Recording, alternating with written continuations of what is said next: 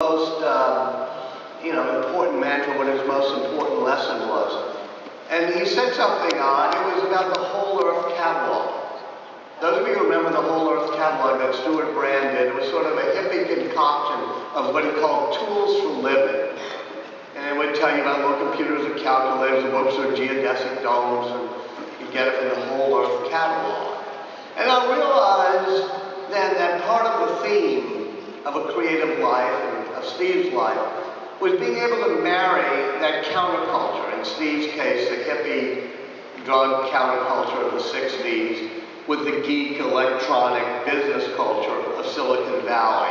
And that marriage is what made him creative. I do think that when you're talking about intelligence, Bill Gates, who I've dealt with a lot, probably has an enormously stronger mental processing ability than Steve Jobs or most people. I mean, Bill Gates, you could just watch him be really smart and process information from 3 screens and stuff. But he didn't fully have what Steve Jobs had, which is that little bit of genius that comes from thinking different, thinking out of the box.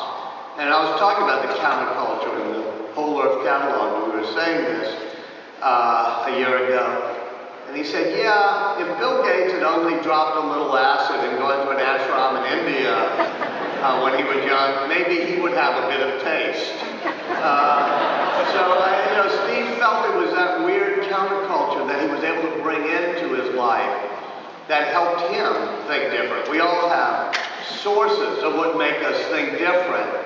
And I tried to look at it for myself, growing up in New Orleans, maybe playing jazz music, maybe understanding the whole notion of what jazz is all about and improvising. To me, that was a metaphor for thinking different. We all have our different ways of doing it. But Steve's was very important. So we're talking about the Whole Earth Catalog. And he said, the mantra I particularly like, the very first issue of the Whole Earth Catalog had that picture of Earth on the cover, taken from outer space. But the last edition of the Whole Earth Catalog, on the back cover, just had, as Steve said, a country road, the type of country road you might stumble across if you were just hitchhiking on a lonely day. And all it had were the words on it, stay hungry, stay foolish. And Steve said, that's what I'd love people to know, is that if you're going to be creative and innovative and a great leader, you always have to stay hungry and stay foolish. And he felt that that was part of being something larger than just himself. He said it came from his Zen Buddhist training. And I realized that all the people I'd written about, all the great people I'd written about, Einstein, Franklin, John, another and final key characteristic is that they realize it's not just about them, it's about something larger. Every now and then I give a graduation speech, or I hear my friends give graduation speeches. And frankly, if you're a baby boomer like I am, most baby boomers, when they give the graduation speech somewhere, they'll always use the phrase, follow your passion. This is, by the way, why nobody has written a book about the baby boom called The Greatest Generation. Yeah, we follow our passion, but at a certain point you figure out, as Steve said to me, it's not about your damn passion. It's about something larger. It's about being part of something larger than yourself and making a contribution that's not just about you, but about great product. I said, well, how does that work? And I was thinking about Benjamin Franklin and his great contributions. And I realized that during his lifetime, he had donated to the building fund of each and every church built in Philadelphia. And at one point, they're building a hall for visiting preachers. If you go to Philadelphia and look at Independence Hall, it still is the one on your left, and it's still called the New Hall, built in the 1760s. Franklin wrote the fundraising document, and he said, even if the Mufti of Constantinople were to send somebody here to preach Islam to us and teach us about Muhammad, we should offer them a pulpit and we should listen, for we might learn something.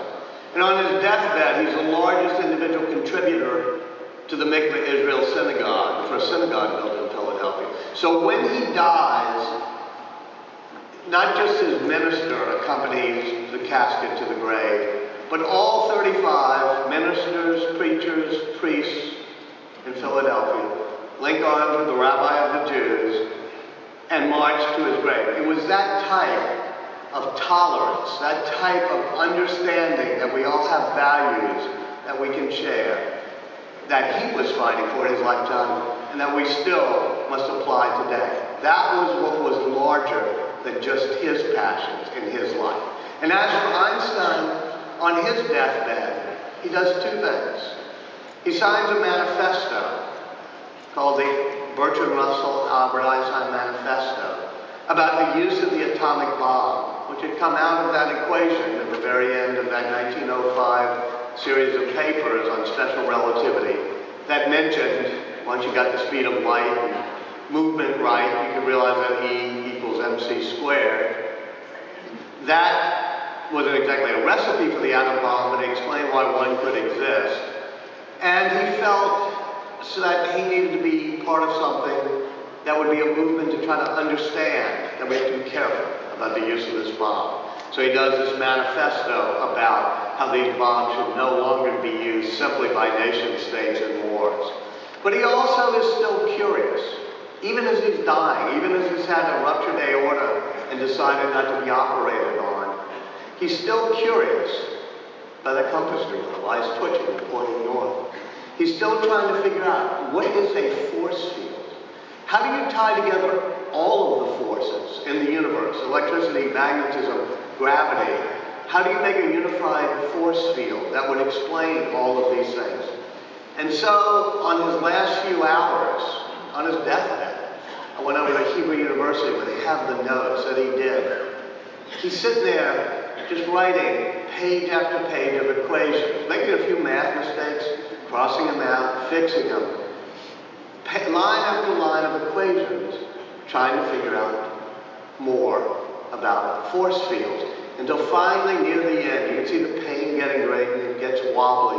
Finally, the very last line just scribbles off like that as he writes one last line of equations that he thought would get him and the rest of us just one step closer to what he called the spirit manifest in the laws of the universe.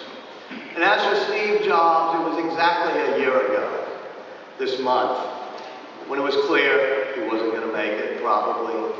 I was out there talking to him. I said to him, you keep talking about something larger than yourself. What do you mean by that? And he said, well, we're all part of a flow of history. We take things out of that flow of history, how to make certain products, how to grow food, how to build houses, how to, do various institutions, financial institutions, whatever it may be.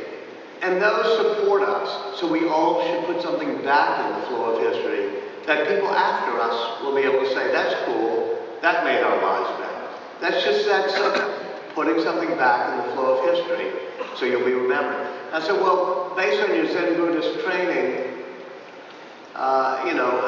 you love simplicity. And he told me the story about the iPod and how beautiful it was. It's simple, just 1,000 songs in your pocket, no instructions, just a simple track wheel to get to the songs. And he said, and at one point there's a big on-off button at the top. And I said, what's that? And the engineer said, well, it's the on-off button. He says, why do we need it?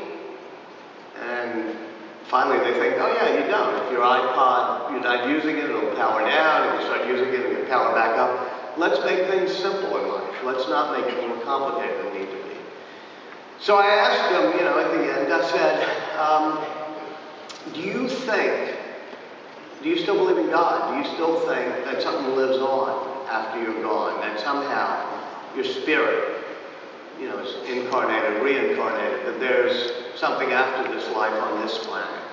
He said, I like to believe that. I sometimes worry it's 50-50, but I really, in my good times, like to believe that something continues after you die, that your spirit continues, that your accumulated wisdom somehow lives on in some incarnation after you're gone. And then he said, but sometimes I guess I'll worry, that you die and it's just like, boom, an on-off switch, click, you're gone. And I was a little taken aback. I didn't say anything. And then he gave me that half smile and he said, Maybe that's why I didn't like to put on-off switches on Apple devices. Anyway, I hope that gives you a sense for the power of creative and innovative thinking, what that does to tie into leadership, and how that also ties into both politics, finance, everything we do. When we try to bring people together, to respect their ideas, but also to innovate and add something so that each of our lives contributes to making people in the future a little bit better off. Thank you all very much. I'd love to answer a few questions.